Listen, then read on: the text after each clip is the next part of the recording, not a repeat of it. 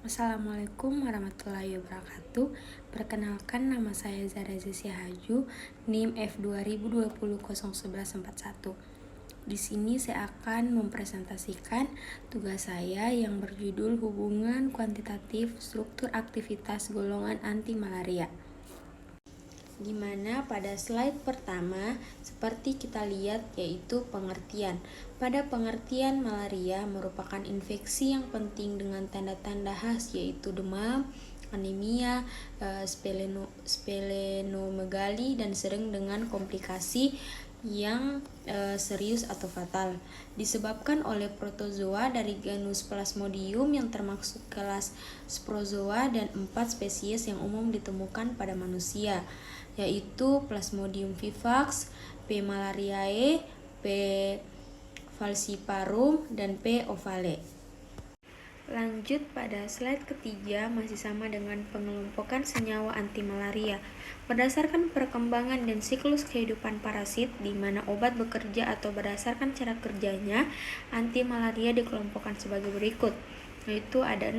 Yang pertama, skizentosida jaringan untuk pencegahan kausal, yaitu anti malaria. Kelompok ini menghancurkan bentuk jaringan primer plasmidia dan merosit di hati, mulai dari tahap infeksi eritrosit, kemudian mencegah invasi eritrosit dan penyebaran infeksi ke nyamuk dan Anopheles. Lanjut pada yang kedua, yaitu ada skizentosida jaringan untuk mencegah kekambuhan. Anti malaria ini dia bekerja pada bentuk skizon di jaringan laten, jaringan sekunder, atau hypenozoa dari P. vivax dan P. oval di sel hati. Contoh anti malaria kelompok ini yaitu primaquine dan pirimetamin. Kelompok anti malaria ini digunakan untuk pencegahan verminal dan untuk penyembuhan radikal dari infeksi anti malaria kambuhan.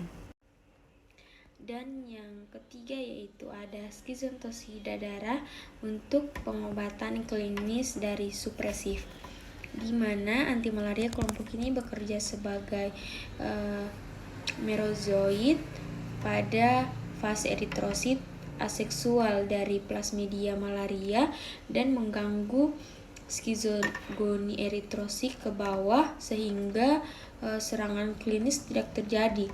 Jadi anti malaria ini juga digunakan dalam terapi penyembuhan supresif untuk eliminasi plasmidia secara lengkap.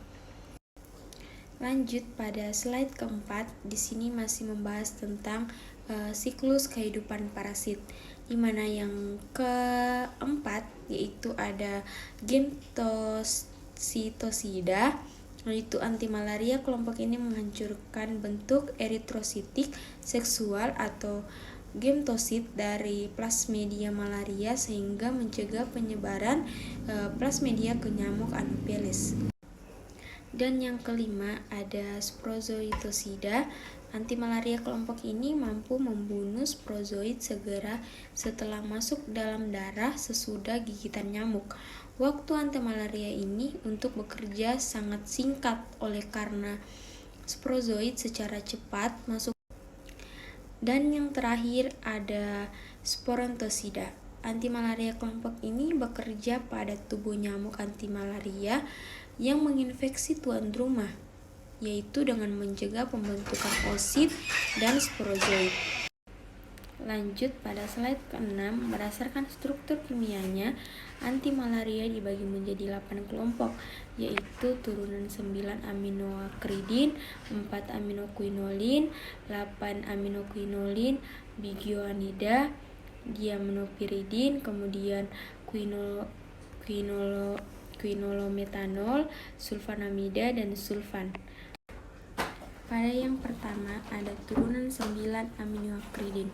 Turunan 9 aminoakridin melibatkan sistem cincin datar yang dimiliki oleh senyawa tersebut.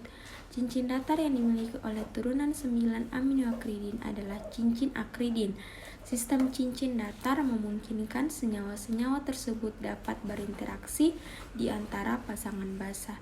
double helix asam deoksiribonukleat atau ADN dan membentuk kompleks.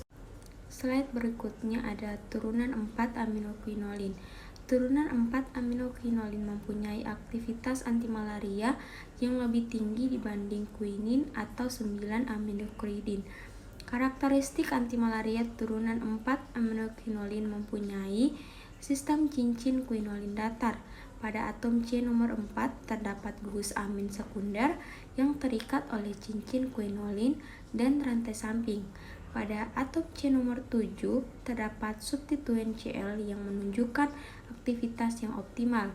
Gugus amin tersier pada cincin quinolin juga sangat penting berperan dalam aktivitasnya sebagai antimalaria. Lanjut, ada turun 8 aminoquinolin. Seperti yang kita lihat pada slide, ada struktur senyawa 8 aminoquinolin. Turunan 8 aminoquinolin aktif terhadap bentuk eksotrisitik plasmidia malaria yang disebabkan oleh P. vivax dan P. malariae. Mempunyai aktivitas gametosida tetapi tidak aktif terhadap bentuk plasmidia eritrositik. Turunan ini menimbulkan toksitas lebih besar dibanding turunan 4 aminoquinolin. Antimalaria turunan 8 aminoquinolin juga mempunyai sistem cincin quinolin datar yang dapat menyebabkan senyawa tersebut berinteraksi dengan ADN. Lanjut, ada turunan biguanida.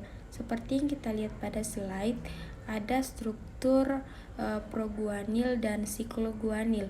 Pada turunan biguanida merupakan sizontosida eksoeritrositik dan eritrositik terhadap P. falciparum dan P. vivax. Toksisitasnya relatif ringan. Turunan ini cepat menimbulkan kekebalan sehingga kurang populer sebagai antimalaria. Turunan biguanida mempunyai aktivitas antimalaria karena menghambat secara selektif enzim dihidrofolat reduktase yang mengkatalitis perubahan asam dihidrofolat menjadi asam tetrahidrofolat pada plasmidia. Lanjut, pada turunan diaminopiridin, seperti yang kita lihat pada slide, ada struktur diaminopiridin.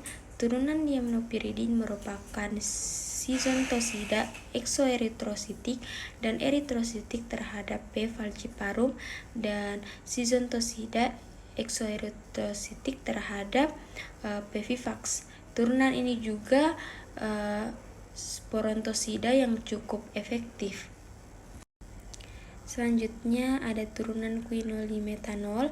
Turunan quinolimetanol terdapat pada tanaman Cinchona sp, terutama pada bagian kulit kayu atau korteks kina yang diperdagangkan mengandung alkaloid quinin 5%, quinidin 0,1%, kemudian sinkonin 0,3% dan sinkonidin 0,4%. Lanjut, yang terakhir ada turunan sulfonamida dan sulfon. Yang terlihat pada slide ada struktur sulfodoksin dan dapson. Pada turunan ini jarang digunakan dalam bentuk tunggal sebagai antimalaria, biasanya dikombinasi dengan pirimetamin dan digunakan untuk pengobatan infeksi P. falciparum yang sudah kebal terhadap kloroquine. Pada slide terakhir ada hubungan kuantitatif struktur dan aktivitas, di mana hubungan kuantitatif struktur kimia dan aktivitas biologis obat HXCA merupakan bagian penting rancangan obat dalam usaha mendapatkan suatu obat baru dengan aktivitas yang lebih besar, keselektifan yang lebih tinggi, toksisitas atau efek samping sekecil mungkin, dan kenyamanan yang lebih besar. HXCA adalah terdapatnya hubungan kuantitatif antara sifat mikroskopis, yaitu struktur molekul, dengan sifat makroskopis atau empiris, yaitu aktivitas biologis dari suatu molekul. Parameter elektronik seperti sifat fisika kimia atom atau molekul digunakan bersamaan untuk menentukan suatu hubungan atom dan molekul dalam ruang. Tujuan Hayekiana untuk memprediksikan hubungan kuantitatif antara deskripsi dari sifat-sifat fisika senyawa dan aktivitas biologis. Tujuan lainnya untuk menentukan struktur senyawa yang dapat menghasilkan ikatan optimum dengan reseptor, dan untuk mendesain suatu seri senyawa untuk memaksimalkan informasi berkaitan dengan struktur untuk aktivitas dari sejumlah kecil senyawa uji.